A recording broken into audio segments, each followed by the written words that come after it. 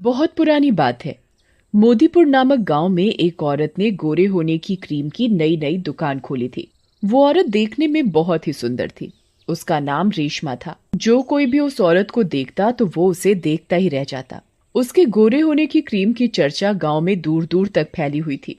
वो एक ऐसी क्रीम बेचती थी कि जो कोई भी उसकी क्रीम का इस्तेमाल करता तो वो बार बार रेशमा से क्रीम खरीदने आता। पता नहीं उसकी क्रीम में ऐसा कौन सा जादू था कि गांव की सभी औरतें रेशमा से क्रीम खरीदने के लिए पागल रहती थीं। उसी गांव में एक बिमला और उसका पति राजा रहता था। एक दिन की बात है। अरे सुनते हो जी? हाँ बोलो, क्या बात है? गांव में एक औरत गोरे होने की क्रीम बेच रही है।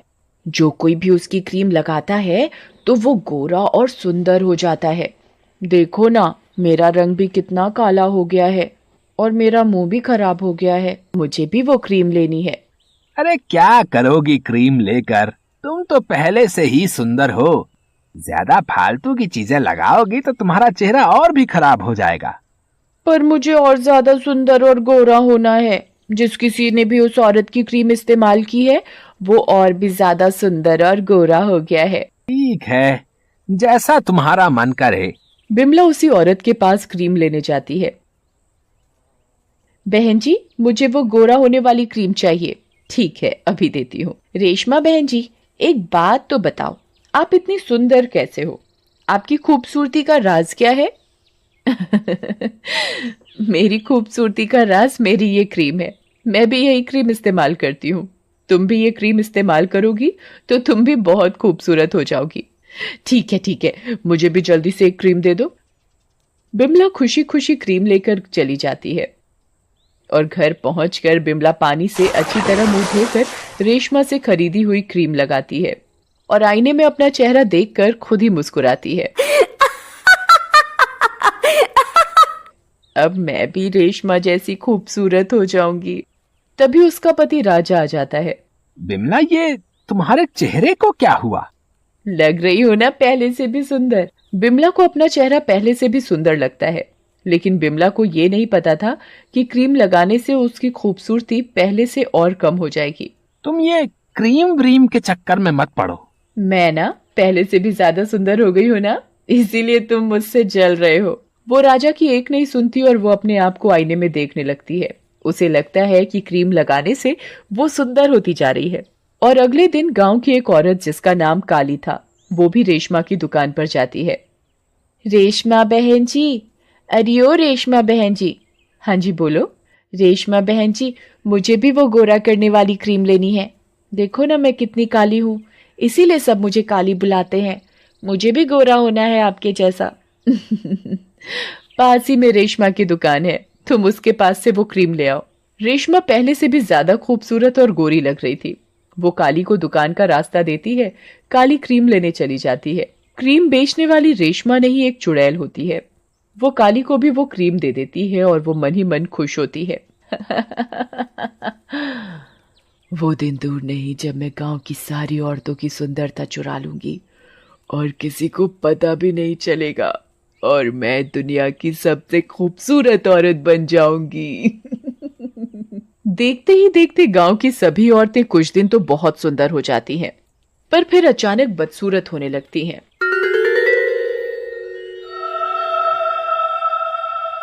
काली अपना मुंह धोकर क्रीम लगाती है।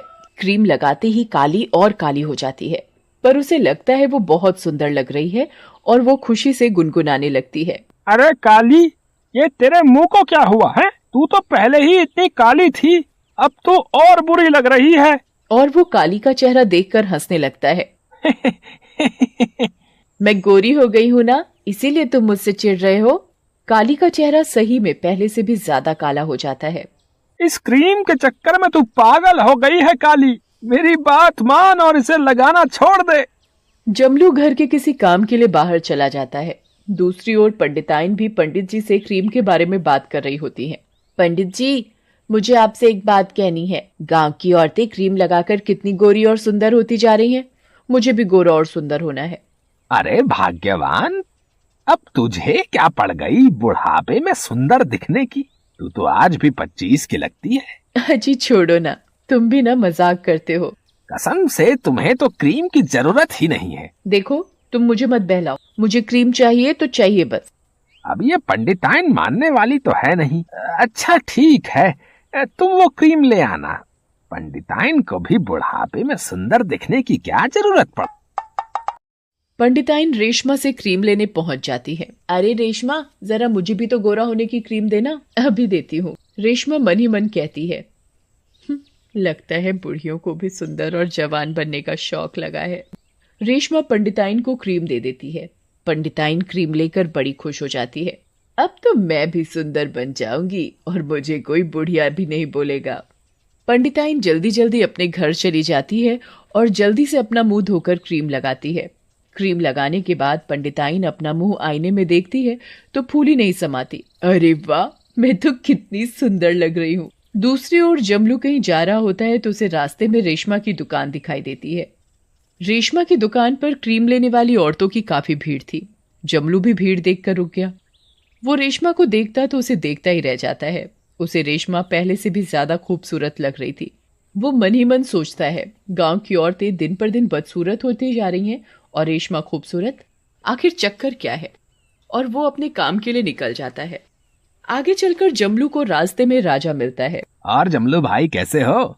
ठीक हूँ राजा भैया, पर पता नहीं ये तुम्हारी भाभी को क्या हो गया है।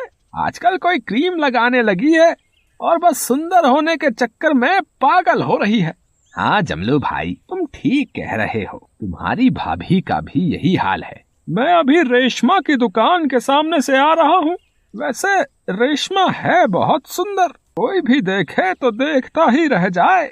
अच्छा, मैं उसी तरफ जा रहा हूँ, मैं भी देखूं कौन है ये रेशमा। हाँ जरूर देखना।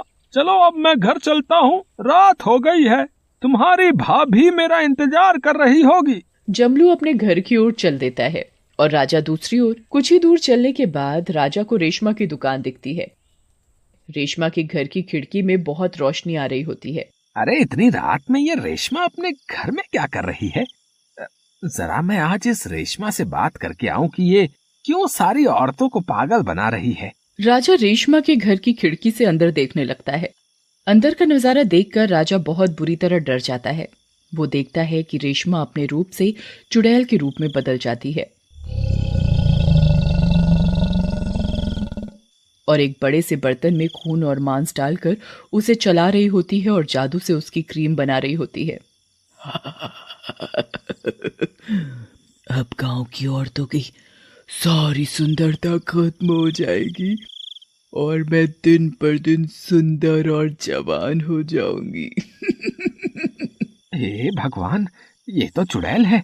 ये चुड़ैल गांव की सभी औरतों की सुंदरता चुरा रही है और खुद दिन पे दिन सुंदर होती जा रही है। राजा चुपचाप वहां से निकलकर अपने घर चला जाता है